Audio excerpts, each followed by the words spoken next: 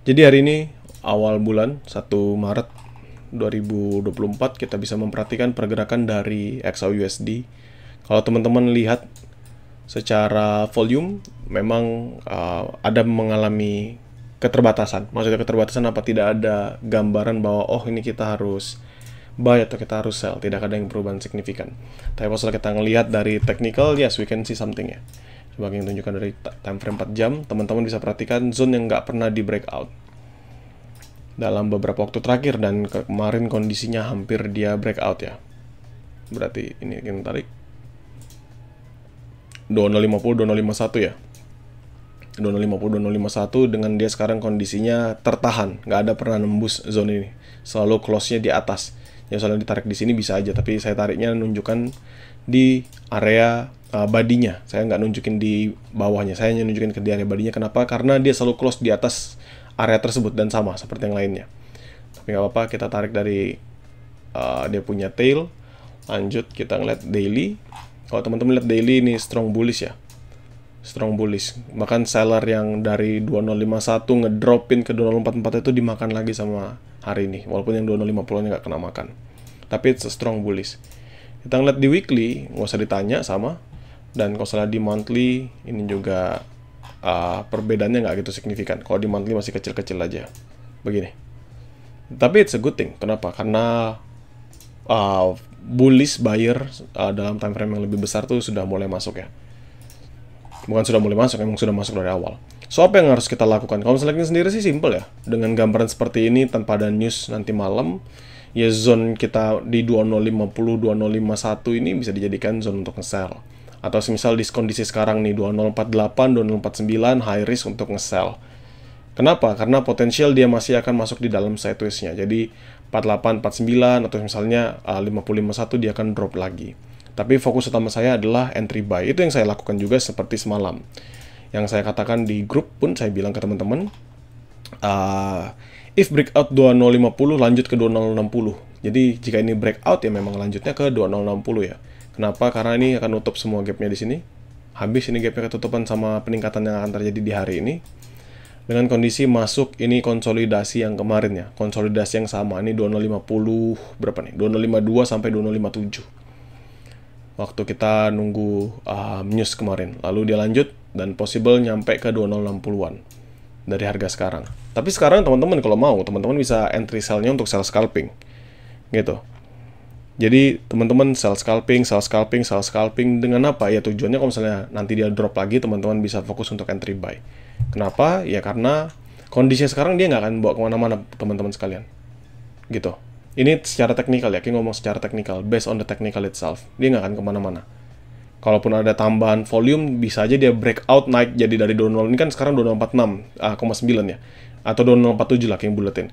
Dia bisa aja naik langsung ke 2049, 50, 51, 52 dalam satu waktu tertentu, tapi pergerakannya nggak menambah apapun. Sellernya lebih kuat, apalagi seller-seller di 2050, 2051. Jadi menurut saya, potensial sell di sana kuat.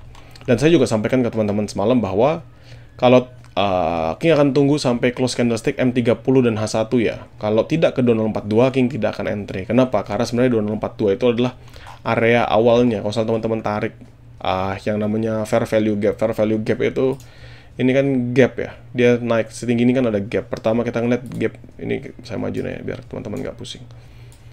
Ini kan batas bawah gapnya. Yang ini batas bawah gapnya karena ketutup sebelumnya, lalu kita tarik sampai batas atas gapnya, which is di sini kan. Karena nggak pernah lagi dia ada sentuh di bawah itu. So ini adalah sebenarnya zone yang paling oke kalau salah kita mau re-entry lagi, nge-buy dengan kondisi news seperti semalam. Gitu. Dan itu di berapa? Paling atasnya dikit itu 2043. Paling atasnya dikit. Tapi demi keamanan dan kenyamanan kita semua, sebab janji saya mau memastikan nggak ada stop loss lagi, saya bilang 2042. Kenapa? Karena kalau 2042, dia masuk di zone yang sama, yang saya tunggu dari kemarin. Ini adalah sell supply zone yang cukup signifikan ya, yang kita pegang dari kemarin. Makanya saya bilang 2042. Tapi kondisinya dia harus masuknya di M30 sama H1. Kenapa? Karena itu momentum dia sebelum perubahan candlestick. Sebelum nanti dia akan membentuk candlestick weekly, dan juga candlestick barunya untuk candlestick monthly. Jadi close candlestick monthly-nya. Jadi menurut saya it's a good thing saya harus mempertahankan posisi biar tidak terlena. Kondisi sekarang kan teman-teman lihat ini 2046,8, nggak ada pergerakan, nggak ada tambahan apapun. Possible memang dia mengalami penurunan lagi at least ke 2044, 2043. Gitu. So kita bisa makan lagi di bawahnya di 2042 mungkin, atau misalnya di 2040, 4240 lah. 4240 itu menurut saya sudah cukup baik untuk di entry. Dan sebenarnya harusnya secara trade plan saya harus entry dari tadi pagi. Karena saya bilang close di M30 semalam kan dia nggak drop, King akan urungkan untuk re-entry buy, tapi entry-nya akan terjadi di besok siang. Harusnya tadi sudah entry 2044, tapi karena banyak urusan, saya nggak bisa share apapun, saya juga nggak bisa memberikan pandangan saya kepada teman-teman, takutnya nanti teman-teman bingung reasonnya kenapa saya entry. Jadi saya biarkan dulu aja, nggak apa-apa, kita tunggu lagi momentum ke depannya. Kalau kita lihat dari daily, sebenarnya teman-teman bisa perhatikan ya, it's actually a bullish momentum. A bullish momentum. Daily ini benar-benar bullish momentum. Teman-teman bisa perhatikan. H4 pun juga sama. H4 pun juga sama. Ini adalah gambaran-gambaran yang namanya bullish momentum. Kenapa? Karena dia bagus sekali. Naik, drop, naik, drop. It's a good thing. Teman-teman kalau bisa cari pembentukan yang sama sebelumnya, naik, drop, naik, naik, sampai dia pecah karena full liquidity-nya makan. Ini juga possible akan terjadi di sini. Apalagi kalau dia berhasil breakout 2057. Itu udah tinggal total buy aja. Total buy. Gitu ya. Jadi sekarang teman-teman kalau mau entry-nya sell scalping, terserah. Karena dimanapun oke-oke aja menurut saya. 20 tadi saya sudah bilang 47, 4749 bisa, atau misalnya teman-teman nunggu lagi yang lebih aman dikit di 50, 51, 52 bisa.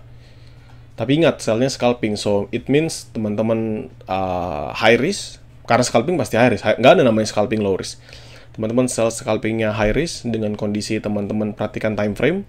Jangan sampai teman-teman karena lagi floating, teman-teman bawa posisinya sampai momen news.